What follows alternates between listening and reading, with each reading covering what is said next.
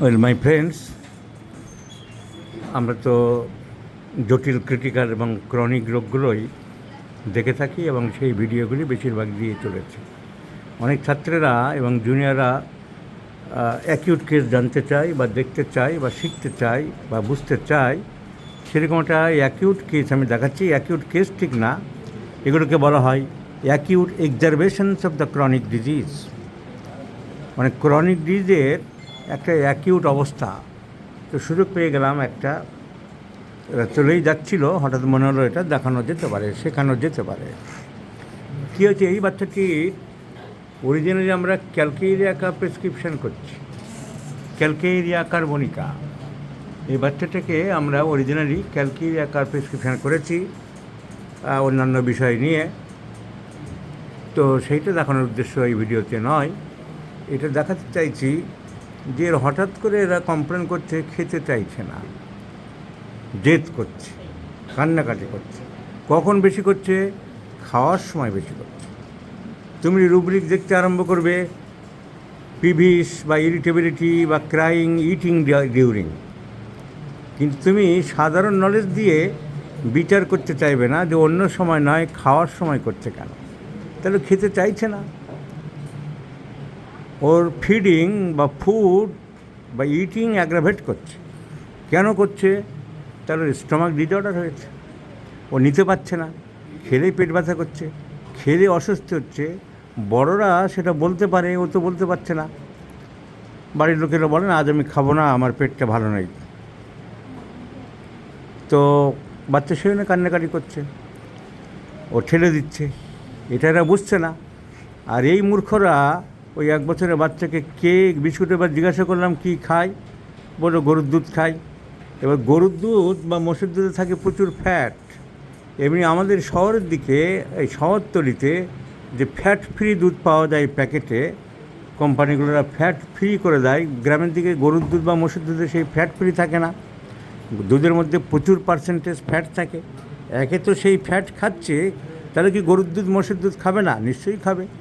তাকে একটা হিউম্যানাইজ করার পদ্ধতি আছে। প্রিভেন্টিভ অ্যান্ড সোশ্যাল মেডিসিনে এসব পড়ানো হয়, কিন্তু সেসব তো বই আর পড়ে না, আজকাল কলেজেও পড়ানো হয় না। আর যারা এমনি গ্রামীণ প্র্যাকটিস করে তারা তো এসবের ধার ধারে না। সো হাউ টু কনভার্ট, একটা চ্যাপ্টার ছিল how to convert the cow milk into humanize milk. কী হয়, যতটা দুধ ঠিক ততটা পরিমাণে জল দিতে হবে, দিয়ে ফুটাতে হবে। আর গরুর দুধকে কিন্তু অনেকক্ষণ ফুটানোর দরকার, অন্তত 30-40 মিনিট। কেন না, গরুর টিবির জার্ম দুধের মধ্যে থাকে, টিউবারকুলাস, তাকে বলা হয় বোভাইন টিউবারকুলাস জার্ম, এবং তার থেকে বাচ্চার টিবি হতে পারে বোভাইন টিউবারকুলোসিস। তো ফুটানোর দরকার, আর যতটা দুধ ততটা জল মেশানোর দরকার, সেটা করা হয় না। তাহলে এই বাচ্চাটা এমনিতেই গরুর দুধ খাচ্ছে, ফ্যাট, তার মধ্যে বলছে মাঝে মাঝে একটু কেক দিই দুধে আর বিস্কুট দিই। সস্তা হয়ে গেছে আজকালকার দিনের খাবারগুলো, তাও ভাগ্য ভালো বলেনি একটু ম্যাগি দিই। তো এইসব কারণে স্টমাক আপসেট হয়েছে, ডিসঅর্ডার হয়েছে। এইটা তুমি বুঝতে না, অনেক দুনিয়ার ছেলেরা কী করতে, ওই আলফালফা মাদার চালিয়ে দাও, খিদে হচ্ছে না, বা নাক্স দাও, কিন্তু এই কারণ অনুসন্ধান করার চেষ্টা করতো না। তো you have to look the patient, your eye should be open, কেন হচ্ছে না, কী ব্যাপার। তো সেসব চিন্তা করতে হবে, তাহলে ওইগুলো বন্ধ করতে হবে। এবং এখনকার অ্যাকিউট ওষুধ দিতে হবে, তাহলে বাচ্চাটা জিভ হোয়াইট কোটের আছে আর ঘ্যান ঘ্যান করছে। সো অ্যান্টিমিক্রোড 30 আমরা কয়েকটা ডোজ দিলাম। অ্যান্টিমিক্রোড এরকম ওভার ইটিংয়ের পরে বা কেক প্যাস্ট্রি খাওয়ার পরে অ্যান্টিমিক্রোড, pulsatilla, ipecac, this 3 medicines are very very important after cake, pastry, ময়দার খাবার টাবার এসব খেলে যদি অসুবিধা হয়।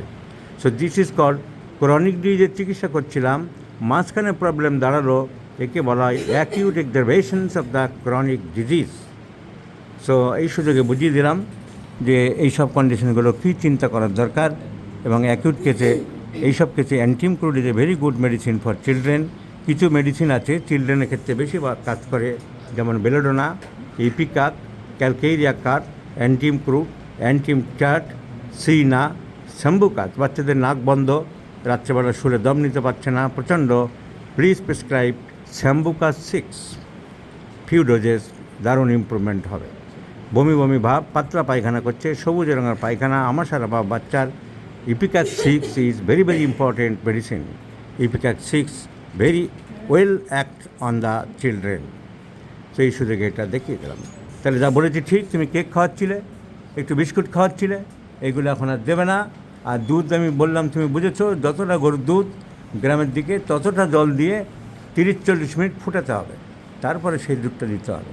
এই দিকে যেমন ফ্যাট তোলা দুধ প্যাকেটে পাওয়া যায়, তোমাদের তো গ্রাম সাইডে এরকম পাওয়া যাবে না। আর তার থেকে গরুর দুধে উপকার বেশি, কিন্তু ওতে ফ্যাট বেশি আছে। ফ্যাট কমানোর জন্য যতটা দুধ ততটা জল দেবে। আর গরুর দুধে অনেক সময় টিবির জার্ম থাকে, সেজন্য 30 থেকে 40 মিনিট দুধটাকে কিন্তু ফুটাতে হবে। আবার দুধটাকে রেখে দিলাম, তারপরে সেই দুধ খাওয়ালাম, এরকম করার নিয়ম না। তখনকার পরে রাখা যাবে, কিন্তু সেটা কিন্তু আবার ফোটাতে হবে। So this is for the information for the junior students, my friends.